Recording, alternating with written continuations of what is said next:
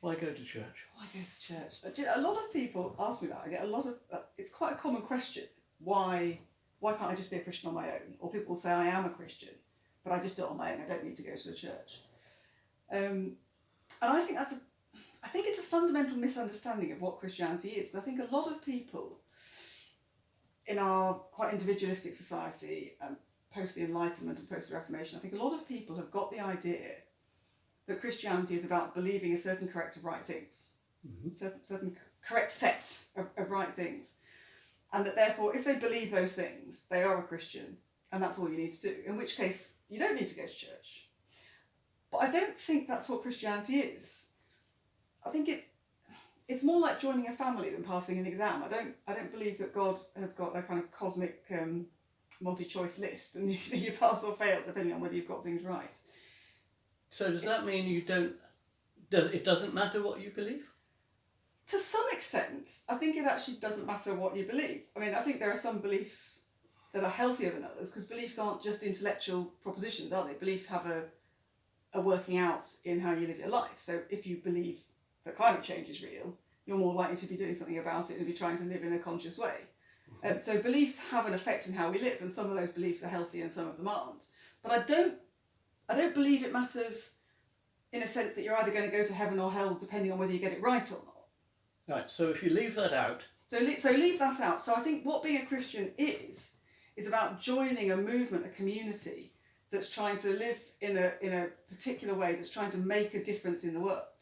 A community that's trying to bring about justice and bring about wholeness in the world. So you see justice and wholeness as essential parts of Christianity? I think justice and wholeness are absolutely essential parts of Christianity. They're there all through the Hebrew scriptures, they're there all through what Jesus is teaching. We often talk about justice and righteousness. The Bible often talks about justice and righteousness. And again, I think we tend to think of righteousness nowadays as, doing certain moral things. Being a righteous person sounds very judgmental, but it's really another word for justice. It's about living in a right way, living in a whole way, living in a good and balanced way. Yeah. And I think Christianity is about trying to model that and change the world through living like that. So that is much easier to do in a group, but I think actually doing it in a community is part of the message. The medium is the message, if you like, and joining that group of people trying to live in that way is what the faith is. And we also have this, it's quite an ancient idea, the idea of the universal church, which isn't about, I go to St. Blythe's down the road. It's about all the people that have ever been incorporated into the body of Christ through time and space. So everyone, past, present and future. And whether you're housebound in bed or on a desert island or whatever else, you're part of that. Right. So it's not simply about going to a local church. So if somebody who is working for justice on their own, say they're doing academic research or whatever, or just giving to a charity, that could be part of the work of the church. It could be part of the work of the church and everything. Most people that are Christians are doing huge amounts throughout their lives that are the work of the church, not simply what they do on a Sunday morning. Mm-hmm. So if you go to church on Sunday morning, that's part of being a member of the church. Right. But similarly, if you volunteer at the food bank or do academic research on climate change or run your business in a good and ethical way, that's also the work of the church. I don't think you can separate them. Could this diversity be to do with some of the characteristics of Christianity, like, for example, believing in a God who is a God of the whole world? I think that's right.